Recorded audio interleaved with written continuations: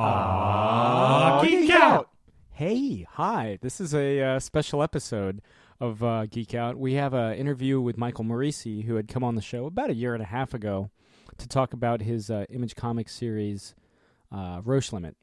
And, he's a novelist now. Holy moly. And his debut novel, Black Star Renegades, comes out on January 2nd through St. Martin's Press, but you can already pre-order it through them or through Amazon or any of that stuff. And, we saw that he was doing press for it, and I reached out, and I was like, hey, man, you want to come back on and plug it? And, well, I mean, I wouldn't have posted this if he hadn't. Maybe I would have just to, mess with you guys. But no, he's here. Without much further ado. And coming back on the show, we've got Michael Moreci. He's here to talk about his prose novel debut with Black Star Renegades, out in bookstores everywhere on January 2nd. You can pre-order it now through Amazon. It's totally ready. Honestly, it's in the finest tradition of some of the great Star Wars novels. The Thrawn trilogy comes to mind, and certainly. Well, is that like tissue paper? Like crinkling in the background? Anyway, we'll go ahead and edit that. 3, 2. And it's in the finest tradition of the Thrawn trilogy by Timothy Zahn, but it's got a bit more grit, a bit more a bit more mature themes going through it. Michael, thanks again for coming on the show. Oh, thank you. Thanks for having me.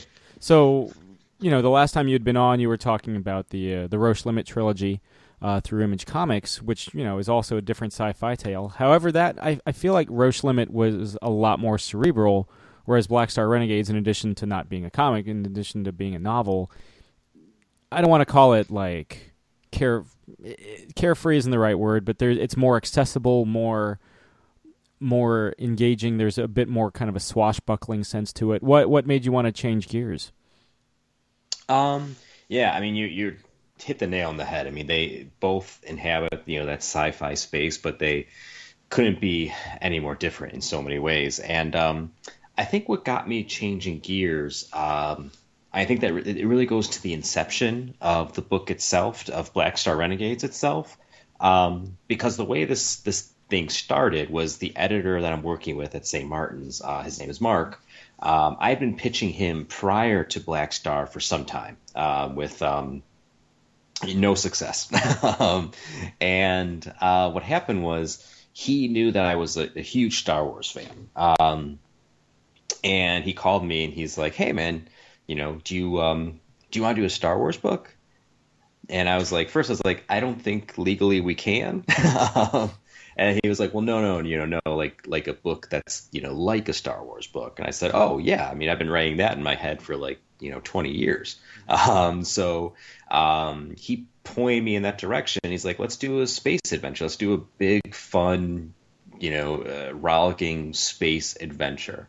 And I said, I just in the perfect place to do it because I'd finished Roche Limit somewhat recently, and I kind of had cleansed my palate of that cerebral Blade Runner-esque sci-fi, which I'll probably go back to at some point, and I loved doing it at the time. But that was a heavy 14 issues to write over 2 or 3 years. So when the opportunity came to do something that was a combination of both being lighter and funner and striking to the core is something that I deeply and profoundly love, and getting an opportunity that I've been going after to write a prose novel, it just all kind of came together, and that's what led us down that particular direction. In terms of obviously comics is a very collaborative process. You've got you were working with Kyle Charles on the last arc of Roche. With a prose novel, you're largely kind of out in the wilderness. So how was it kind of making? And you had done comics outside of Roche Limit. You had done a hack slash. You had Son of Sam Hain, if I remember correctly. You had done some work with DC. You had done some work with heavy metal. How is it making it the transition from working in a much more collaborative atmosphere to suddenly kind of being out in the boonies writing Black Star Renegades all out on your own? It was challenging. It was challenging in a lot of ways. For starters, I was kind of, I think you put it, really perfectly in terms of being out in the wilderness because, the big thing, in addition to the obvious aspect of there not being an artist, is there's also not that monthly structure where like you're writing an issue, it's being produced every month, it's being released.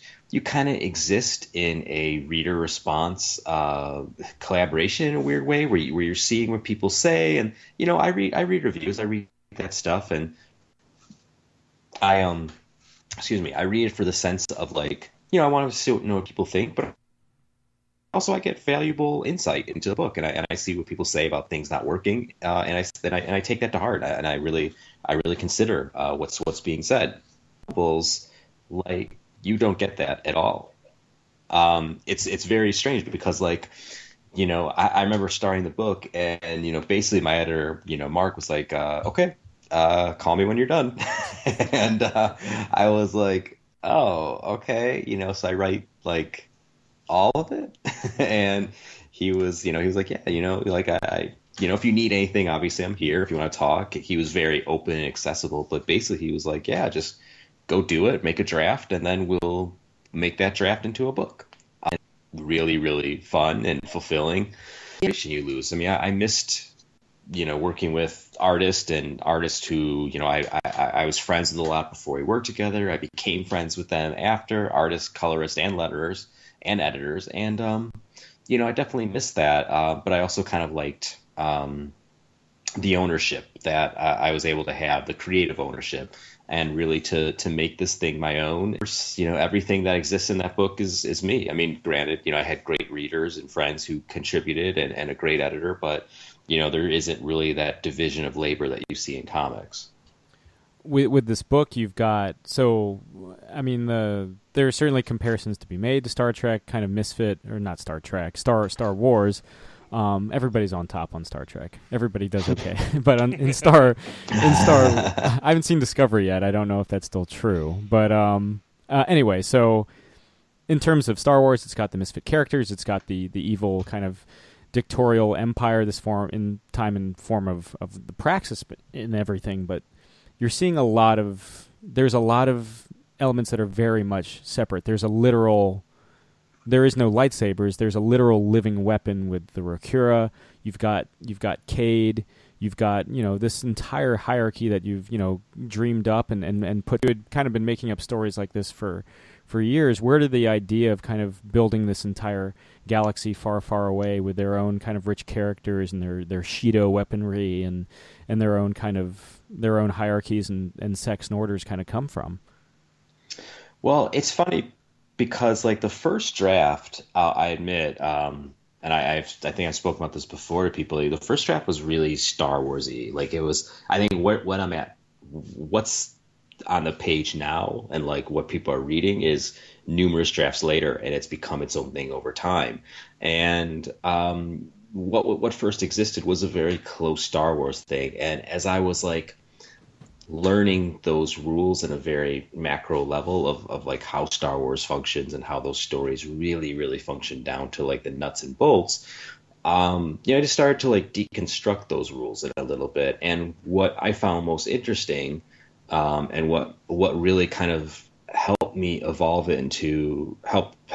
Black Star Renegades into its own thing was that deconstruction, in the sense of like turning and this is what I would say was most interesting, was like turning the Messiah story, and I don't mean Messiah like in a religious sense. I mean just in a savior sense, like a Luke Skywalker, or like a Katniss Everdeen, or Harry Potter, or whoever else we can think of from pop culture and literature and whatever.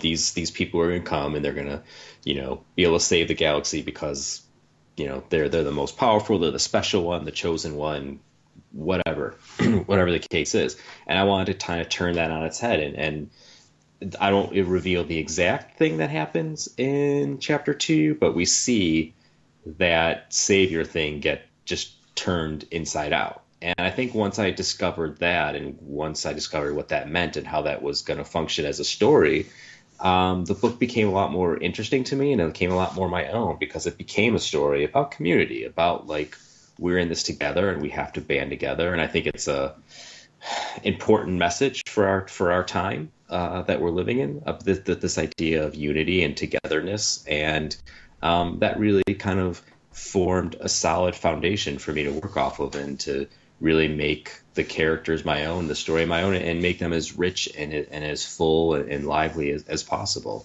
So would you say the big two themes to go through Black Star Renegades would really kind of be accepting responsibility when you don't think you kind of deserve any, and accepting outside help when you think you've got the situation well in hand on your own? Yeah, I think I think that's actually a perfect way to put it. You know, like I think that's a big thing, is about like accepting responsibility to a certain degree, ownership of who you are and where you are in life, and also realizing that, you know, like the old maxim says, you know, it takes a village, and you can't do everything on your own, and people are better together. We are better together, and if you combine your own potential and combine that, if everybody does that and you put those things together, everyone's potential and limitations together, you create something that is pretty special, and it can be pretty powerful. And I'm glad you pointed that out, and I hope I really strike that chord in the book. I mean, it's meant to be a hopeful book. It's meant to be a positive message about, you know, power and responsibility. Well, you know, again, to kind of separate it even further from Star Wars, I feel like there's always a sense of escapist fun, and there's a sense of escapist fun with Star Wars, but people, with the exception of people getting their arms cut off, our hands cut off, are usually pretty injury-free. Like, Han Solo straight up gets tortured in Empire Strikes Back, and he still looks like Harrison Ford. But when characters fight in Black Star Renegades, noses get broken, like limbs get destroyed, people, like, blood is visibly spilt. What made you kind of want to age up the tone, or at least ground it more in realism?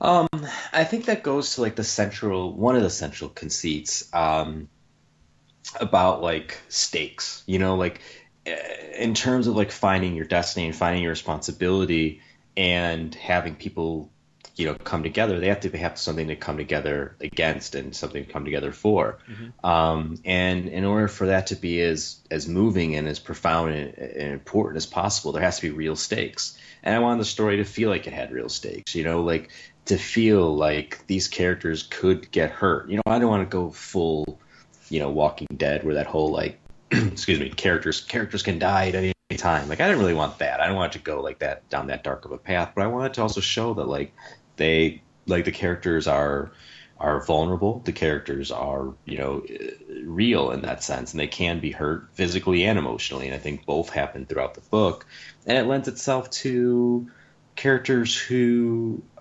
become, you know, more relatable, more understandable to our own experiences. We all suffer, you know, hurt in one way or another, and I think that makes them more human. And despite it being in a galaxy we don't know, and having an all-powerful weapon on the loose and all these kind of things, I think that what really shines through, what always speaks to me in anything that I do, is the human story beneath all the grandeur, or the sci-fi or the adventure or the horror or whatever. You know, it's always the human core that speaks to me the most above anything else. You also kind of there is a very clear underdog element. Despite the presence of this ultimate, you know, secret weapon existing in this kind of ancient temple area, they're up against this evil empire. They're up against the Praxis, Cade Sura and his brother, and the scoundrels that get kind of roped in along the way. What do you think is the appeal of the underdog? I think, you know, that's a personal thing. Probably, I've been an underdog, I think, forever. You know, I come from the South Side of Chicago. Like you know, I always feel like the scrapper in the race, and those are characters who I always find myself having a kinship with. Mm-hmm. I like the underdog. I like the people who nobody expects anything from, that you know, end up surprising you in the end. And that's what you know, all these characters in one way or another are people who've been, you know, left behind.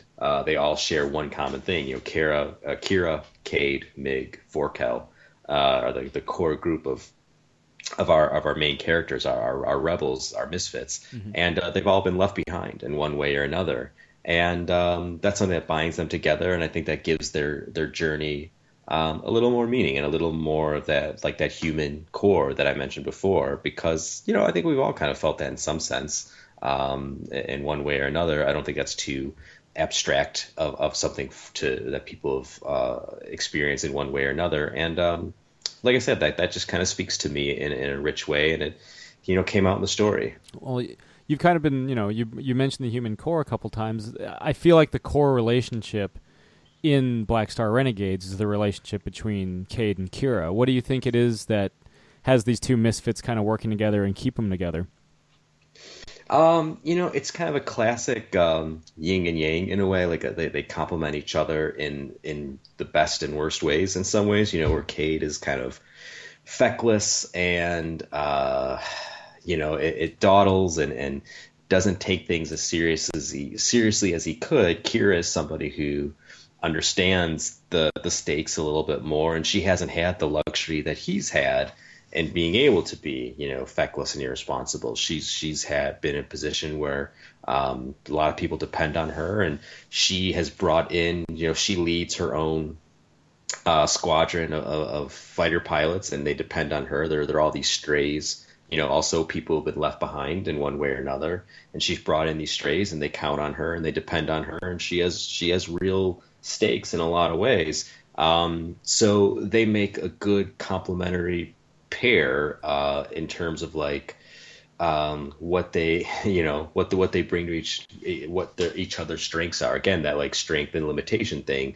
They both have strengths and they both have limitations, and they work well together. And I really like the relationship. I'm writing book 2 right now, and it really takes their relationship, I think, in an interesting place. I really like I just really like writing them a lot.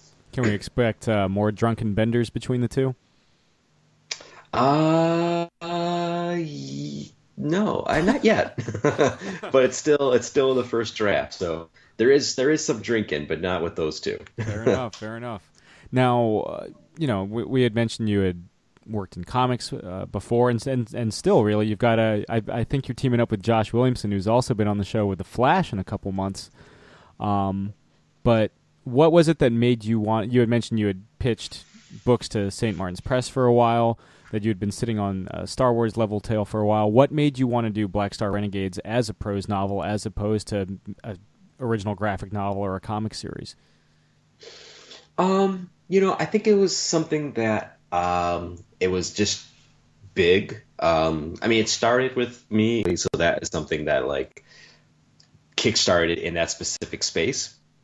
But also like it's big. It's very big. I think like if I wrote that in issues, it would be a lot, a lot. I mean, they're talking it's at least 2 novels. So that would take a lot of real estate in the comics world. And like for indie books, even for like an image book, original content indie chain, it's hard. It's hard to get comics to last. To have that kind of longevity beyond like 10 issues, maybe 15. Like that is tough. That is very, very hard. And not just that in a business sense, but a creative sense as well. Like it just fits as a book, the type of storytelling that is. It's not as episodic as a comic where you get these kind of like 20 to 22, 24 page arcs, and the next one goes and the next one goes, like, and it has like that,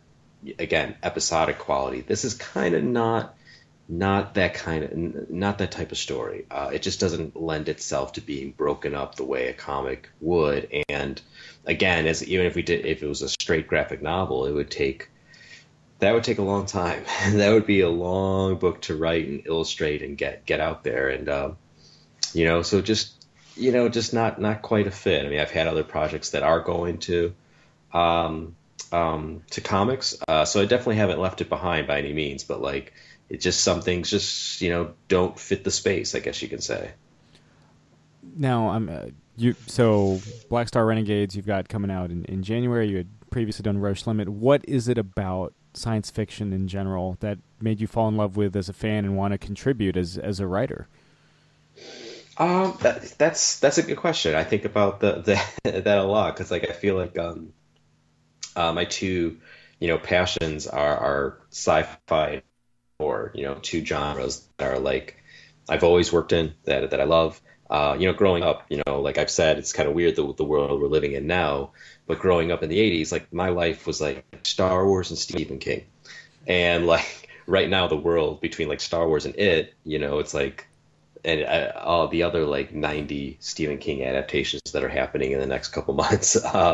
It's very dominated by those two cultural icons. It's kind of weird to it's all come back around, but for me, I love sci-fi and horror for very similar reasons. That like they both enable you to tell just such profoundly intimate stories that, again, like at human core, it allows you to tell these like really human stories and couple it and put that that story into a framework that is in sci-fi could be something like big space battle adventures like a Black Star Renegades or like a John Scalzi book or something along those lines, or something more quiet and meditative like Bush Limit or Blade Runner or Alien is kind of a high. The first Alien has a lot of quiet to it and is very profound and moving. And horror does the same thing. Horror just puts this veneer of like terror and dread and all these kind of great elements. And what's the best part of it to me, and why I love Stephen King, is that underneath all that is just human relationships. It's funny when I tell people like it's like 1,000 pages long, and they're like, "Wow, what? Like it's just a story?" I'm like, "No, it's not a story, just about a clown." Like it's like there's so much going on in that book about these characters and about culture, American culture, and about like this just the nature of fear and how it's like in the '80s how it was so like fear was everywhere and in a very intimate way, and like it was just there's so much going on in that book that is all very human and all very real. So yeah, you come for Pennywise, but I think you stay for all the characters and all the things that Stephen King was doing, and that's why I love those stories. You get to do both. You get to have like these great genre conventions mixed with really intimate human stories. As a bit of an aside, I got to know, what did you think of the new It, and did you see The Dark Tower? I saw it. I saw the new one, and I adored it. I loved it. It was like everything I could have asked for in an It adaptation. I can't wait for more. I think it nailed it. There's not a single complaint I have. I did not see Dark Tower. I couldn't. After everything I heard about it, I was like, no, I can't do it. I'll see it on video. I will watch it because I'm compelled to watch it. Mm-hmm. But I just couldn't bring myself to go to the theater because it was just, I think it hurt me too much. Did you see either or both? I saw and loved it. It's on the show we've kind of called it the most fun that you'll have at a horror movie, which is kind of this weird, like, almost, it doesn't make any sense. It's this weird dichotomy. It's like, yeah, you're going to have fun, and it's a horror movie, but it really is kind of that roller coaster kind of feel, and it really does kind of take advantage of the, I guess in the book they're in the 50s, but it really does take advantage of that 80s setting with this adaptation. Totally. I had reread the Dark Tower books in preparation for the Dark Tower film. So, because I was like, yes, fuck yes, we're going to get like Idris Elba as the gunslinger, Matthew McConaughey's Randall Flagg, or I guess Walter O'Dim in this. Perfect. And then I saw all the reviews like you, and I didn't see it, and it's already out of our second-run theaters here in the D.C. area. So to answer your question, no, I did not actually see The Dark Tower. Yeah, not many people did. Yeah. Stephen King still speaks in its defense. I'm like, well, you're not contractually obligated to do that anymore, but okay. Yeah, sometimes, with his adaptations being what they are, and they range from not great to not good. I mean, there's occasional gem. There's some of the adaptations I love, but like I kind of wonder about his tastes in adaptations, because like he seems to always like them, except for The Shining, which says a lot. And I'm like, oh man, I don't know why you like those, but you don't like this. He'll slam his own work on Maximum Overdrive, though. Yeah, which arguably is the best. Come on, guys. Yeah, I mean, he's come out in and said, terms like, of amount of Dreamcatcher is cocaine awful. consumed. Yeah. Yeah, I guess, I mean, he has run the gamut. In terms, there are primo Stephen King adaptations, and then and most of them aren't horror related, like Green Mile or Shawshank Redemption. The Stand. Or Stand By Me. Or not Stand. Stand By though Me. the Stand did Although, get... yeah. And Stand By... Honest to God, Stand By Me might be my favorite Stephen King really good. adaptation. Yeah. Oh, so good. Yeah, it's great. Or The Running Man. Beloved. Yep. Yes. During his Richard Bachman phase. Yeah. Mm-hmm. I tried reading that book, did not care for it, but I love the movie. I think it's more the Schwarzenegger effect. Yes. I think you love Schwarzenegger. Yeah, I do. No. That's the Venn diagram. I do have to ask then, you're changing gears with your novel slated for release in June of next year. The what was formerly Spy Swap, which is now the Throwaway through Tor. What is it about? What made you want to do an espionage novel? See, The Throwaway is a weird story, and I loved writing it, but that was a book. So that was actually a work for hire book. It's actually not my original concept or idea. And through my agent, I got a chance to pitch for it, to write for it. But this was like 4 to 5 years ago. So this has been something that was like on again, off again, shelved, stalled, delayed. I mean, it's been through anything possible to getting a project off the ground, and to the finish line. So it's just been around. That thing's been kicking around for a while. I mean, I love spy books. I love John le Carre. I love the Americans TV show. Like, I love spy stuff. But that's a little bit of a different situation, because it's I'm not technically I guess the alpha, for lack of a better term, of that idea or that story or anything like that. Super happy to work on it, and I'm glad it finally came together after many years. But it's a little bit different. Well, I mean, how does it feel working those? Working those novelist creative muscles and everything.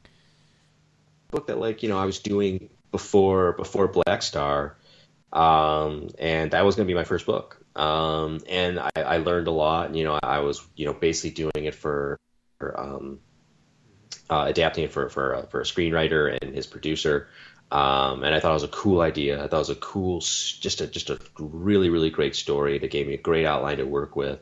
So it was cool to kind of get my sea legs back in writing prose, because I've written prose, a lot of short stories. I wrote a couple of novels in my 20s that mercifully never got published. And I went through the whole, grad school writing, that whole pursuit. But that was a few years removed from when I started Spy Swap. So it's a good way to get me back to writing prose and getting those muscles firing again, and not have to so much worry about plot and that long-term thinking that novels require, because most of that was already done for me ahead of time. So it was a good exercise and a good way for me to get back into things and to learn a lot about novel storytelling, because it's structured a little bit different from comics, and so being able to have that outline and have it broken down to acts and stuff like that really kind of like help me just like learn that novel structure, and it was helpful and it was fun. It was a good time doing it. As a writer, is it easy for you to kind of, because I mean, your work, you've written these two novels coming out next year. Obviously, at the risk of getting my nose brown, you wrote one of the most well-received single issues of Superman this year. You've got an upcoming, you're co-writing an upcoming run on The Flash. Is it easy for you as a writer to kind of switch between the two, or are your artists suddenly like, you're really going into like plot descriptions or like scene descriptions at this point? No, not. It's pretty easy. Like it's not so bad. I mean, both present a lot of challenges. And I like that. I like it keeps me kind of honest in a lot of ways, which is good. Which I think every writer needs to. You don't want to atrophy through repetition. And sometimes it happens. This happened to me. I totally admit. But like being able to switch keeps me a little fresher. And with the comic scripts, I've done a lot at this point, and hopefully one day I'll get I'll get good at it. But like I at least know that like keep it simple, especially for DC. DC with the Flash in particular, the editor preferred what's called like plot scripts. And the difference for anybody who, I don't know if you guys know or readers or listeners don't know, but like there's full scripts and there's plot scripts. And full scripts are basically like, you're writing everything. Like here's, page 1, it has 5 panels. Here's what happens in panel 1, 2, 3, 4, 5. You're describing every one, and then you're putting the dialogue in for all that. And it's a very, it gives you a complete look at every single page. Script is way more loose. Plot script will just be like, okay, page 1, Flash shows up and does this, and then he races off, and then he does this, and then sometimes you'll have the dialogue, and sometimes you won't. Sometimes the dialogue you'll do once you get inked pages or colored pages, usually inked. You'll kind of write over the art. So it's a little bit different. And the Flash in particular, like I was saying, was just a plot script. So it was even required more looseness on my end, which was cool, which is good to keep away those novelistic tendencies even better. So that was definitely helpful. But yeah, it's nice to do both. It's good to, strengthen both and, have keeps you fresh, keeps you honest. Kind of going on what Sam said earlier, you got the chance to write an issue of Superman that was pretty well received. I mean, that's when Superman shows up in my box, that's like the first comic I read, and that was pretty cool to see your name on it because we had you on the show, months ago, and I remember seeing a year and a half at this. Yeah, point. Year and a half ago. Wild. And I remember seeing, the press release for it, and we were like, oh, that's cool. And we had him on the show talking about it. Now he's writing, now he's hitting the big time writing Superman. Doesn't get any bigger than Superman. Can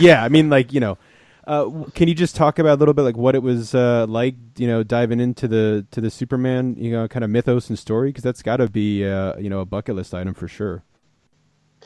Yeah. Oh, yeah. I mean, I still kind of can't believe that it even happened in a good way, because like I just it's a bucket list. It's like it doesn't get bigger than Superman. It's like it's Superman. It's like when you think of comics, the first thing you probably think of is Superman. So it was surreal. It was surreal, and it was amazing. I got to work with a great artist and Scott Galuski, great colorist. It was great editors. It was a great team, and it was cool because like the nice thing about it is that I was given enough freedom where I was able to tell a story that was really personal to me. The thing about Superman that I love is that like he's best when he's like smaller, when you just tone it back a little bit. Obviously Superman's someone with infinite power and strength and all these kind of things that make Superman who he is as a superhero. But like what I love about Superman, like thinking about like him and Batman, like Batman is defined by his villains and Superman is defined by his allies. His relationships with Ma and Pa Kent and Lois and John, his son now. So I mean, yeah, he does. His villains do play that kind of mirror role to him oftentimes, just like Batman. But I think he is more about his super family and his friends and everything like that. And that to me was the entry point to telling that personal story, because like I'm a dad, I have two boys, and I actually stay at home. You know, I write and I stay home with them, and it's a balance.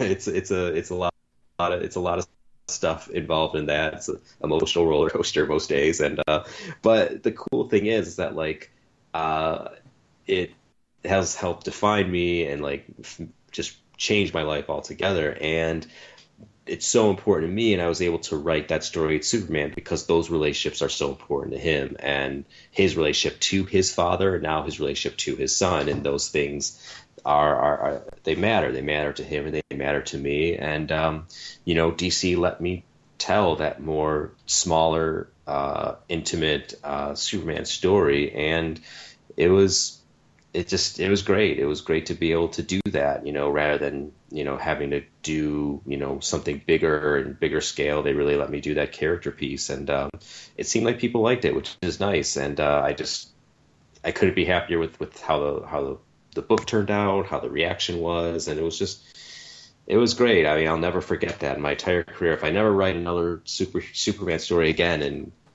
maybe I won't. I'll never forget that. I'll never forget that issue and everything that happened with it. It was just very nice, a very nice thing that happened in my life and my career. Yeah, I mean, you definitely, you know, knocked it out of the park with that. I mean, you really did, and it was such a great move too, you know, because I got a chance. I went to Baltimore Comic-Con this past Sunday and talked to you know, Peter Tomasi just for a second, to walk up and talk to him about how great I think this Superman run is, and how, you know, pre-Superman Rebirth, I really wasn't a fan of the idea of like Superman having a kid. But now it seems like obvious. Superman Returns. Well, Superman Returns kind of soured it a little bit, like, 'cause it just was kind of weird. But you know, and even yeah. and even Peter Tomasi was like, yeah, you know, but like once we dove into it, it made perfect sense, and it really does. And like I said, you really tapping into, you know, Superman, you know, with Pa Kent, and now Superman with John, like, just it works so well. Of, you know, Superman, that other role now is dad, and it just makes so much sense now reading it, that Superman would be this dad, and you know how he would fit into that role, and the fears that he would have of being a dad, and seeing that you know, kind of play out in the, you know, 30 some issues now. And like I said, your issue too, and something we've talked about on the show, in just being comic book fans, like something I always look for in comics that I really, really love, like you said, are the small moments. And having a character as big as Superman that can blow out suns like they're birthday candles, but having that small moment at the dinner table with his family is just as powerful. And I think that's kind of what's great about Superman as a character.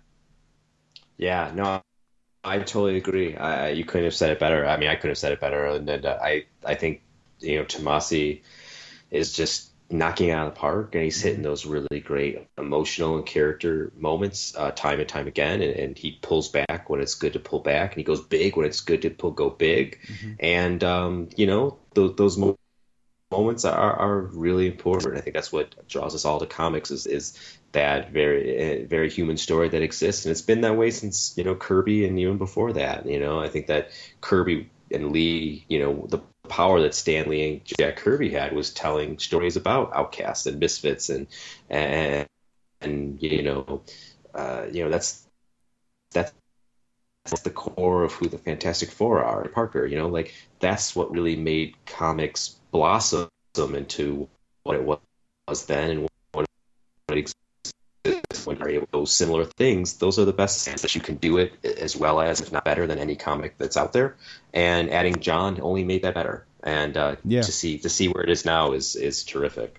Yeah, I'm definitely a believer now. Like, I can't not see, you know, Superman with a kid now, with what they've been doing with you know, Super Sons, and you know, with your issue in particular, dealing with the aspects of Superman being a father, is really, I think, only just enhance Superman more as a character. Sure. Yeah, for sure. I agree. I've loved it. I've loved this Rebirth run. It's been fantastic. So, Michael, you know, something we ask everybody that comes on the show, I don't know if you recall, but what are you currently geeking out over? Stephen King. I've been on a huge Stephen King kick since It. I'm actually reading The Dark Tower because I was just, I was so looking forward to that movie and jonesing for it. And then after it fell out, I was like, well, I still, those aren't going anywhere or not changing at any time. So I've been doing a lot of Stephen King. I've been, I'm losing my mind waiting for Last Jedi. I can't wait for the new Blade Runner next week. And I'm trying to think what else. I'm doing a Lock and Key reread, which comes, goes hand in hand with Stephen King, and the new Stranger Thing is coming, which is again like Stephen King. And yeah, I mean, anything Remender puts out, I'm always first in line for. Tom King and Mitch's Mr. Miracle. Oh yeah, that's astounding. yeah. Tom King is just. I remember reading Omega Men, and like having this moment of like being like, well, I'll never do anything this good, and hating and loving Tom for it at the same time. But I mean, he's such a great guy. It's that the hate goes away really fast, and he's a terrific writer. He's out of this world. Every time I cross paths with Tom King, it's always kind of like he's just like the most low key like dude. Like just easily approachable dude ever. Like I was at the Image party at San Diego Comic-Con, and he was just kind of like there, just kind of like, hey, just kind of walking around. And like Jake was saying, Baltimore Comic-Con was this past weekend, and I was there moderating a panel for Image, and he was just kind of like walking by, just like completely among the fans. And if he wasn't behind his booth, they didn't know who he was. And as soon as he sat down, all of a sudden they went like bananas. Oh, shit. But he just has that everyman quality to him. But yeah, that Mr. Miracle, just in 2 issues so far, has just been like, just insane. Yeah. Like that book's out of control. Yeah, it's a good time to be a comic fan. It's a good time to be like a television fan too. Mm-hmm. Movies, they're hit or miss these days. You get good ones, and there's a lot of them. It's the Stephen King factor. You get movies as good as it, and you get movies, I presume, as good as The Dark Tower. Yeah, that's a perfect way to put it. That's yeah, totally. No, it's a good time to be fan of genre. Like a superhero, sci-fi, horror, fantasy, whatever. There's so much good stuff out there, and so many mediums. So we are very lucky. So before we let you go, Michael, is there anything? I mean, again, you've got Black Star Renegades, January 2nd, available for pre-order now through all online book publishers, but especially go over to Amazon. You can get it over there, and you've got the Throwaway coming out in June. You've got your upcoming Flash run with Josh Williamson. Yeah. But is there anything else that you'd like to plug while we got you on? No, I there's some things I'm working on that'll be. I had an issue of Dishonored come out today. The video game tie-in came out with Titan. The first issue came out today. So that's a 2-issue story. So I had that, and then there's a few things that are coming around for next year. But that's it. I'm working. I'm busy, which is good, which is what I want and I enjoy. And just lucky and fortunate to be doing both. And like I said about these good stories lasting forever, I hope I'm able to do this forever. Right on, man. Yeah. Well, always a pleasure having you on, Michael, and thanks again for coming on the show. Oh, thank you, guys. Always a pleasure to be here. Thank you very much. This has been another Geek Out production. If you enjoyed what you heard, hey, we've got a special episode every Friday. Of course, there's the usual catching up show every Wednesday, and you get book club episodes just about every Tuesday these days. Thanks for listening.